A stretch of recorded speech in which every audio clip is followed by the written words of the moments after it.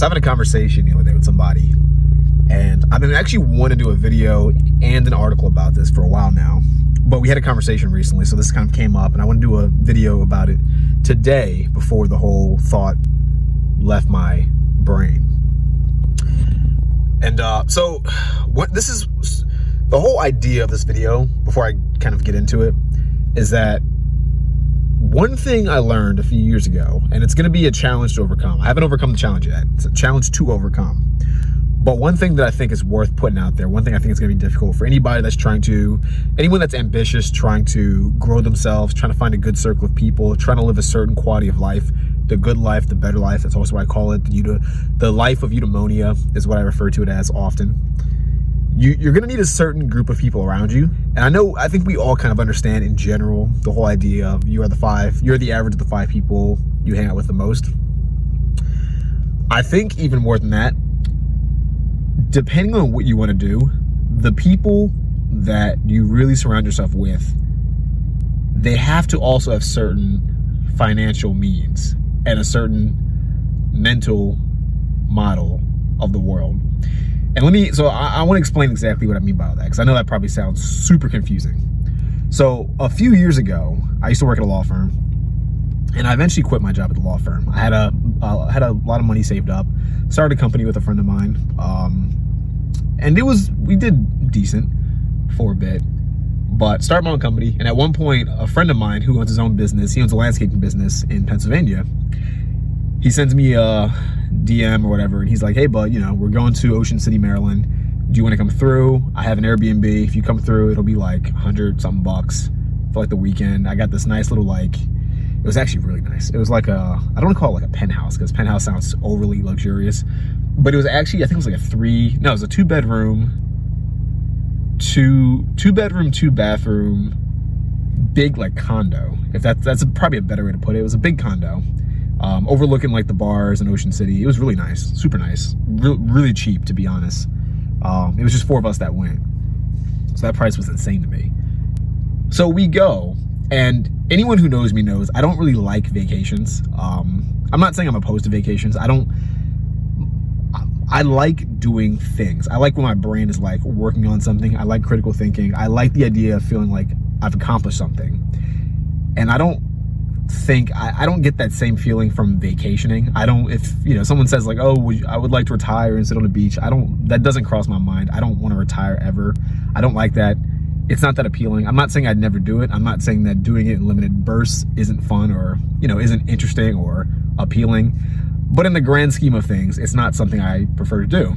But this was an exception. I was in a good mood. I had just left my job. I had some money. I was like, you know what? Things have been going well, so let me go on break for at least a weekend. One thing I'll say, it's a very big difference between going on vacation or taking a trip somewhere when you don't have to ask for permission. That is probably one of the nicest feelings.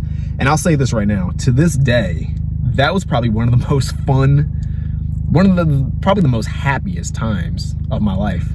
And it sounds so small, but it was easily one of the happiest times of my life.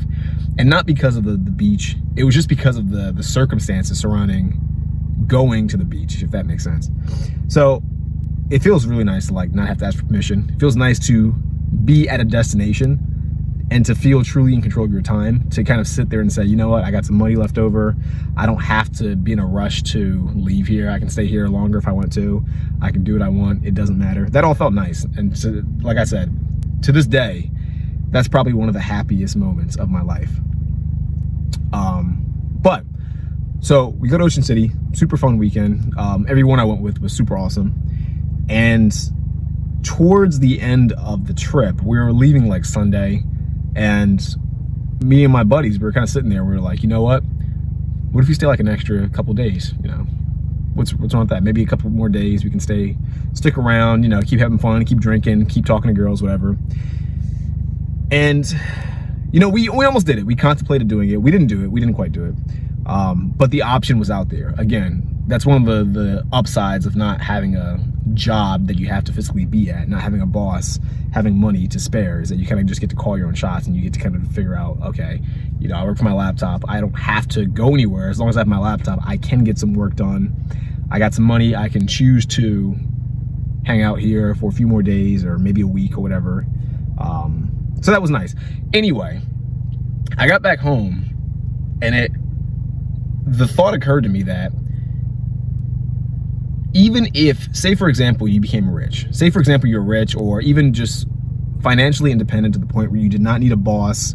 Maybe you're doing your own side hustle that was making you enough money to be happy or sustaining your lifestyle, or you have your own business. Maybe you are a copywriter or you own a marketing agency or something. I don't know, whatever you do. Maybe you're like an influencer on social media and you got money coming in, you don't have a boss, you can kind of call your own shots, you have more control of your time, whatever. It occurred to me that doesn't even matter that much if the people around you also don't have the same means. So that's me kind of tying it back to the beginning when I was talking about the average of the 5 people you're around. And I bring this up just because I've had a lot of times where like I've wanted to do something, and I'm sure if you're watching this, you've had that situation too, where you want to do something and you call your buddies up, hey, I want to go get an Airbnb here. When do you want to do it? Oh, like, let's do it this week. Oh, I can't, man. You know, I got work. Oh, you know what? I can't, dude, because I got this thing going on. Oh, I can't, man, because my girlfriend wants me to do this. Oh, I can't, because everyone's got 1,000 different reasons. So you realize that in order for you to really have a certain quality life, because you don't want to do it alone. Like, there's no point in being like rich or even financially well off or having complete control of your time if you're the only person in your group that has access to those means. If you're the only person you know that's rich, then what's the point? Because everyone else around you can't do anything. I mean, sure, you can go off, I guess, and try to find other rich people. You can go venture around the world by yourself and try to find people who live that lifestyle. Maybe connect with them. Maybe they'll accept you into your group, or maybe, you know, maybe they're worth hanging out with in the long run. You can form a long-term connection. You could do that. But I don't know, I've just found it's better to be around people. I'd rather know people, and then those people I know plan trips with them, than plan a trip by myself and hope that I meet cool people. Does that make sense at all? Like, if you had some friends from childhood that you were cool with your entire life, I'd rather have my childhood friends be rich with me so then we can all just continue to be friends and continue having a certain quality lifestyle than be rich alone and then meet new people and hope that they're not like complete, you know, jerks or complete like just assholes or just complete losers. I don't know. There's so much that can go wrong, I think, with meeting new people, especially if you're at a certain point in your life. It's better to have people that you've already known that you can kind of grow together with and then live a certain lifestyle together with. Hopefully that all makes sense. So I don't know, that's kind of what the whole video was about. To me, I was just sitting there thinking to myself, like, man, even if you get to a certain point, even if you get that financial freedom, or if you become rich, or you have complete control of your time, none of that matters if you don't have certain people around you who also have access to that. And I was thinking, like, that's the biggest hurdle out of everything, because alone, you can control your own actions, and maybe you somehow find a way to get what you want by yourself. Hopefully you have people around you who are doing it too. But let's just say in your entire friend group, you're the one that's the most ambitious, you're the one that's a go-getter, you're the one that's trying to get everything done, you're the one that's trying to get the money, you're the one that has the long-term vision of what you want. And let's say you get it because you're that good, you're a G. If no one else around you wants that, if no one else around you is willing to get that, if no one else around you has that, then what difference does it make? It doesn't really matter in the grand scheme of things. I know, and I have some friends who, like, they're in a decent point in life and they have like a girlfriend or like a wife basically. And for some people that might actually work quite well. For me, I think that wouldn't be very fun.